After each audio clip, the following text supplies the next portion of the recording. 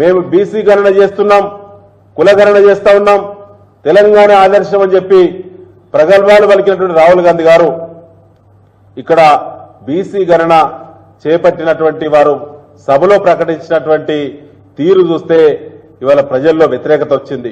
BC కులాలు, BC సంఘాలు కూడా వ్యతిరేకంగా కాంగ్రెస్ పార్టీ లోపభూయిష్టమైనటువంటి నిర్ణయాలను తప్పుపడతా ఉన్నాయి. రేవంత్ రెడ్డి అనాలోచితమైనటువంటి అపరిపక్వతగా ఉన్నటువంటి మరి ముఖ్యమంత్రిగా చూస్తా ఉన్నారు వారిని. ఇలా కాంగ్రెస్ పార్టీ చేపట్టినటువంటి ఏదైతే కులగణన ఉందో అది పూర్తిగా లోపభూయిష్టంగా ఉందని చెప్పి ఏ ఒక్క బీసీ సంఘం వాళ్ళు కూడా యాక్సెప్ట్ చేయటం లేదు. ఇవాళ బీసీ రిజర్వేషన్ ఆనాడు కామారెడ్డి వేదిక మీద బీసీ డిక్లరేషన్ మాట్లాడిల్లు, 42% రిజర్వేషన్ అన్నారు. రేపు మాపు నోటిఫికేషన్ అని చెప్పి ఇలా పత్రికల్లో వార్తలు వస్తా ఉన్నాయి. ఇవాళ మళ్ళీ కాంగ్రెస్ పార్టీ ఏ ముఖం పెట్టుకొని కులగణన వివరాలను సభలో పెట్టింది, ఏం ఆలోచించి పెట్టింది? అసెంబ్లీలో పెట్టడం అంటేనే చట్టబద్ధత చేయడం, అసెంబ్లీలో పెట్టడం అంటేనే దాన్ని పూర్తిగా అమల్లోకి తీసుకురావడం. కానీ అసెంబ్లీలో ఎందుకు పెట్టిల్లు?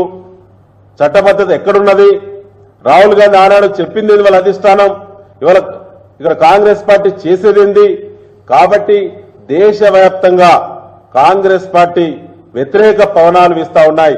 ఇలా ఢిల్లీలో జరిగినటువంటి ఎన్నికల్లో ఇదే రేవంత్ రెడ్డి గారు చెప్పినట్టు గాడిద గుడ్డే వచ్చింది. ఒక్కసారి కాదు, 3 సార్ల ఢిల్లీ ఎన్నికల్లో కాంగ్రెస్ పార్టీకి రాహుల్ గాంధీకి దక్కింది. 3 సార్ల 3 గాడిద గుడ్లే వచ్చినాయి. ఇవాళ డిపాజిట్లు కోల్పోయింది. 90% సీట్లలో కాంగ్రెస్ పార్టీ డిపాజిట్లు కోల్పోయింది. ఇవాళ ఇక్కడ కూడా పూర్తిగా గ్రౌండ్ లో కాంగ్రెస్ పార్టీ విశ్వసనీయత దెబ్బతిన్నది.